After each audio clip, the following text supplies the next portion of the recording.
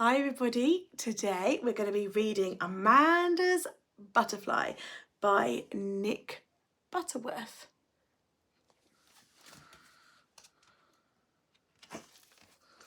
One sunny morning, I woke up before anybody else in the house. I sat up in bed and read a story to my friends. It was a story about a butterfly.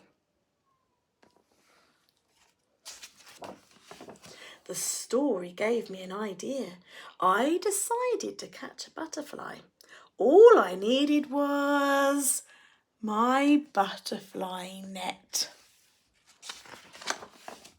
Out in the garden, I looked for a butterfly amongst the flowers.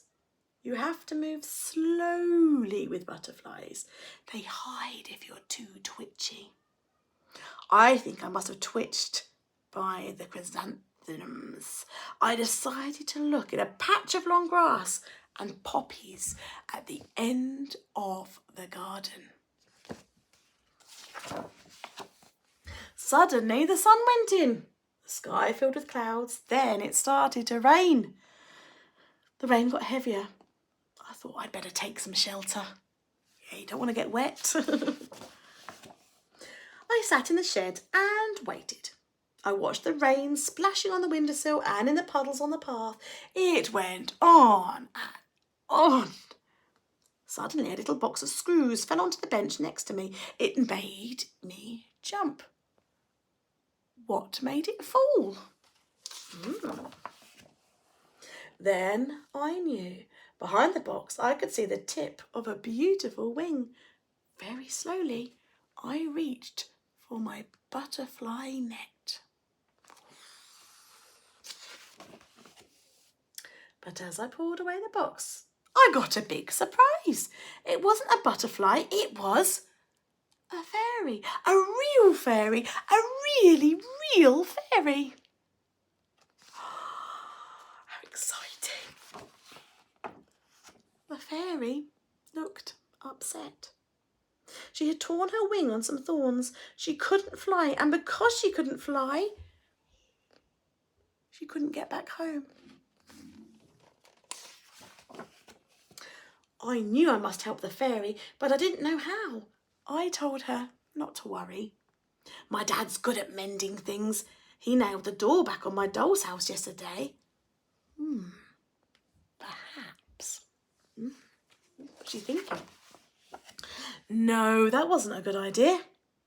I looked for something else in one of the drawers under the bench. No, I didn't think these were going to be much help. But there was something else at the bottom of the drawer. I tugged hard at whatever it was. Oops! Whatever it was jerked out of the drawer and knocked the poor fairy off the bench. The fairy wasn't hurt, just a bit dizzy. She felt lovely in my hand as I picked her up and put her back on the bench. Oh, we were both fed up. We couldn't think what to do. Then I had an idea, a brilliant idea. I ran back to the house as fast as I could. The rain was still pouring down. I had to get something from the desk in the sitting room. I was glad there was no one around. I didn't want anyone to see me. They might start asking awkward questions. I ran back down the path to the shed. My hair was soaked. This will do the trick, I told the fairy, and I showed her a big roll of sellotape. I told her to keep very still. Carefully, I bit off a little piece of the sellotape and stuck it over the tear in her wing. Goodness me, I did not know that would help. There, it worked. The fairy was delighted. The wing looked as good as new. But would she be able to fly again? There was only one way to find out. Goodness. Yes, she could fly. Hooray! She flew around the light 3 times and then floated back down to the bench. The fairy was very happy, and so was I, and it had stopped raining. We crept out of the shed. It was very bright outside. The sun had come out again and the path was steaming in the sunshine. It was time to say goodbye. The fairy floated gently up into the sky. "Goodbye, fairy," I called. "I hope I'll see you again."